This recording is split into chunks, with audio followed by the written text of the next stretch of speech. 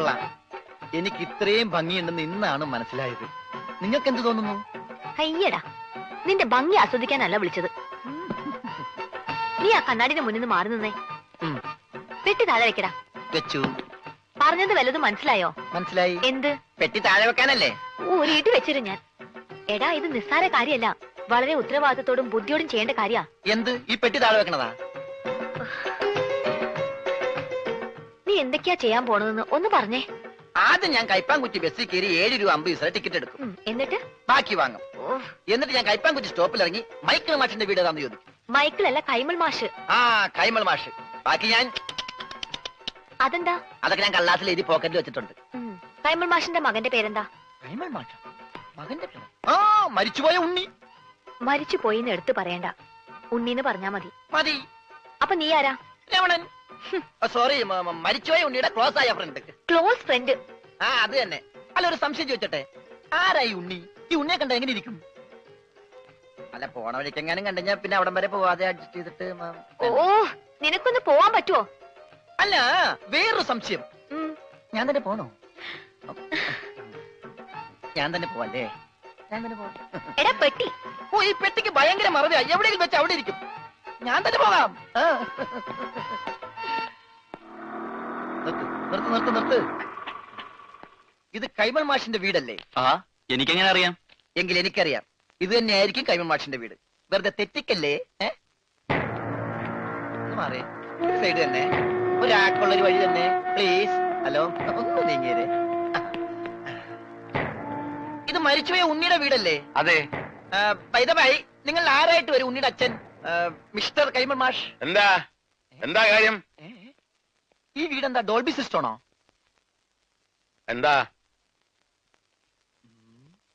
ഇതാണ് കൈമൾ മാഷ് അല്ലേ? എന്താ തന്റെ ആവശ്യം? ഞാൻ യൂണിവേഴ്സൽ ആൻഡ് യൂണിവേഴ്സൽ കമ്പനിയുടെ മുതലാളി പറഞ്ഞിട്ട് വന്നാണ്. അതായത് മരിച്ചുപോയ ഉണ്ണിയുടെ പാർട്ട്ണർ. പണമാണോ പ്രശ്നം? അതെ, അത് തന്നെയാണ് പ്രശ്നം. ആ, എങ്കിൽ ഈ ആൾക്കൂട്ടത്തിന് മുമ്പിലെ താൻ കൂടെ കയറി നിന്നു. വീട് കത്തിക്കാൻ നിൽക്കുന്നവരവരല്ല. വീട് കത്തിക്കാനോ? അതെ, താൻ കൂടെ കുടിക്കോ. എന്നിട്ട് എല്ലാരും കൂടെ ചേർന്ന് ഞങ്ങളെ കൂടെ ചുട്ടെനിക്ക്. അതോടെ നിങ്ങളുടെ കടബാധ്യത തീരുമെങ്കിൽ ഒന്നടങ്കം തീരട്ടെ. ഉള്ള കാര്യം പറയാമല്ലോ, എന്റെ നീ ഒരു 10 പൈസ കൂടെ എടുക്കാനില്ല. ആത്മഹത്യ ചെയ്യാനുള്ള തന്റെ ഇടവും ഞങ്ങൾക്കില്ല. കത്തിച്ചു, ഞങ്ങൾക്കതൊരു പരിഹാരമാകും. ഇങ്ങോട്ടാണടാ രാവിലെ പെട്ടി നോക്കി വന്നിരിക്കുന്നു പണം വാങ്ങിക്കാൻ. എടാ, നിന്നെ പോലെ തന്നെ പണം വാങ്ങാൻ വന്നവരാണ് ഞങ്ങളും. അയ്യോ, ഞാൻ പണം വാങ്ങാൻ വന്നതല്ല, കൊടുക്കാൻ വന്നതാ. ഈ പെട്ടി ഉൾപ്പെടെ. എന്താ പറഞ്ഞേ? പണം കൊടുക്കാൻ വന്നതാണെന്ന്. ആർക്ക്? കൈമൾ മാഷിന്. ഞാൻ മലയാളത്തിലല്ലേ ആദ്യം നിങ്ങളോട് പറഞ്ഞത്? യൂണിവേഴ്സൽ കമ്പനി പൊട്ടി പൊളിഞ്ഞ് പാലിഷായെങ്കിലും ഇപ്പൊ അത് ലാഭത്തിലാണ്. ആ കമ്പനിയുടെ ലാഭവിഹിതമാണ് ഈ പെട്ടിയില്. എന്നാ തുറക്കടാ പട്ടി ഈ പെട്ടി.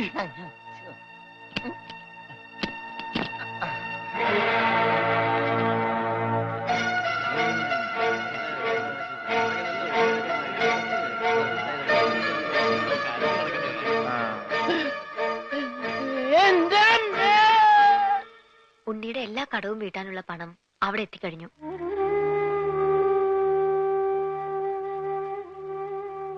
ഒരു കുടുംബത്തിന്റെ മുഴുവൻ ജീവനും മാനവും രക്ഷിച്ചത്. എല്ലാവരുടെയും പ്രാർത്ഥന ഉണ്ടാവും.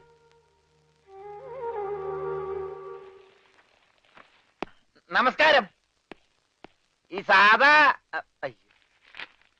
സദാശിവൻ കൈമളുടെ വീടല്ലേ? എന്താ? ആ, സദാശിവൻ കൈമൾ ഒന്ന് കണ്ടേച്ചു പോകാന്ന് കരുതി. ആള് ഞാനാ. കണ്ടില്ലേ? കണ്ടു. എന്നാ പോയിക്കോ. Okay, thank you. അല്ല, ഞാനൊരു കാര്യം അറിയാൻ വന്നതല്ലേ.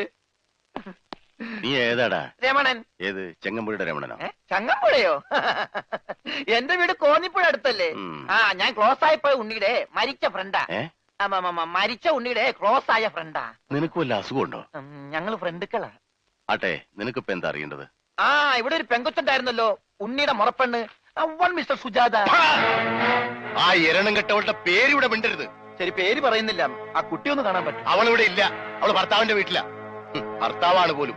ഭർത്താവ്.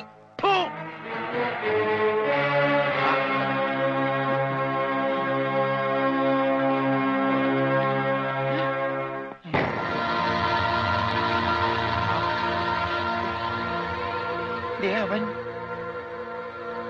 ഇവനല്ലല്ലോ അവൻ. ഇതാരാ? ഈ ഉണ്ണിയുടെ ആരാന്നാ പറഞ്ഞേ? Close friend. അപ്പൊ ഇതാരാ? അതന്നെയല്ലേ ഞാൻ ചോദിച്ചത്, ഇവൻ ആരാണെന്ന്. ഇതാരാന്ന് നിനക്ക് അറിയില്ല അല്ലേ? ഇല്ല. എടാ ഇതാടാ നിന്റെ ഫ്രണ്ട് ഉണ്ണി. ഉള്ളോ റോസ്കൾ മേലാളി പേരും പറഞ്ഞിവിടെ വന്നാലുണ്ടല്ലോ. ചതിയാ കൂടെ നടന്ന് ചതിക്കരുത് ആരെയും. ഒന്നും നിന്റെ ജീവൻ രക്ഷിച്ചവനല്ലേ ഞാൻ. എന്നോടെങ്കിലും രക്തം നിനക്ക് മിണ്ടായിരുന്നില്ലേ? പറയടാ, നിന്റെ ഊമസ്വരൊന്നും ഞാൻ കേൾക്കട്ടെ. മരിച്ച നിന്നെ ജീവിപ്പിക്കാൻ പറ്റുമെങ്കിൽ നിന്നെ കൊണ്ട് സംസാരിപ്പിക്കാൻ പറ്റുമെന്ന് ഞാൻ നോക്കട്ടെ. സംസാരിക്കടാ. എടാ സംസാരിക്കാൻ. എന്നോട് ക്ഷമിക്കടേ രമണ.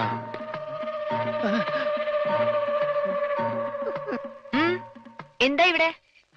കണ്ടുപിടിച്ചു. എന്റെ ബുദ്ധി ഉപയോഗിച്ച് ഞാൻ എല്ലാം കണ്ടുപിടിച്ചു. ഇവൻ മിണ്ടി. ആ, അതൊക്കെ അവിടെ നിൽക്കട്ടെ. എന്താ ഇനിയും ബുദ്ധി ഉപയോഗിച്ച് വല്ലതും കണ്ടുപിടിക്കാനുണ്ടോ? ഉണ്ട്. ബുദ്ധിയുടെ കൂടെ കുറച്ച് സോപ്പ് ഉപയോഗിച്ചോ. തുണി എടുത്തിട്ടിട്ടുണ്ട്, അലക്കിക്കോ. എല്ലാം ഞാൻ അലക്കും. ഭർത്താവാണ് പോലും ഫൂ എന്നും പറഞ്ഞൊരു തുപ്പും തുപ്പി. ഏതായാലും അമ്മാവനും അവളുടെ ഭർത്താവും തമ്മിൽ തീരെ യോജിപ്പിലല്ല. അല്ലെങ്കിലും അമ്മാവന് ആരുമായി അങ്ങനെ പൊരുത്തപ്പെട്ട് പോവില്ല. എന്തായാലും അത് കഴിഞ്ഞല്ലോ. അവളുടെ വിവാഹം നടക്കണമെന്ന് ഞാൻ പ്രാർത്ഥിക്കാത്ത ദിവസങ്ങളില്ല. പാവം കുട്ടിയവള്. എവിടെയായിരുന്നാലും സന്തോഷമായിട്ട് കഴിഞ്ഞാൽ മതിയായിരുന്നു. അവളുടെ ഭർത്താവിന്റെ ഫോട്ടോ വല്ലതും നീ കണ്ടോ? ഫോട്ടോ? ഒരു ഫോട്ടോ കണ്ടതിന്റെ വേദന ഇതുവരെ മാറിയിട്ടില്ല. നീ എന്നോട് മിണ്ടണ്ട, നമ്മ തമ്മിൽ ശരിയാവൂല.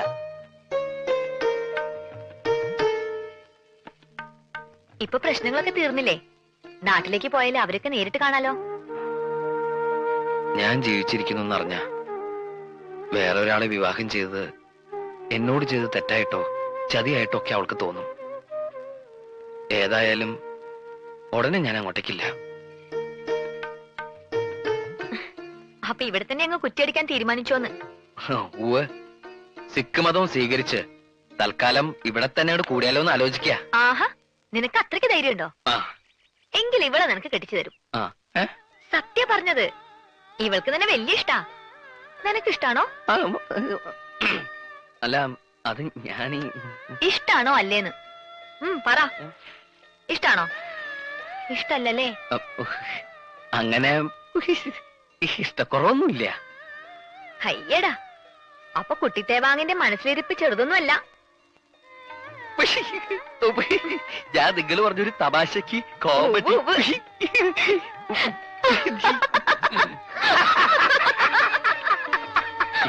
ആക്കിയതാണല്ലേ? ഞാൻ ഊഹിച്ചു.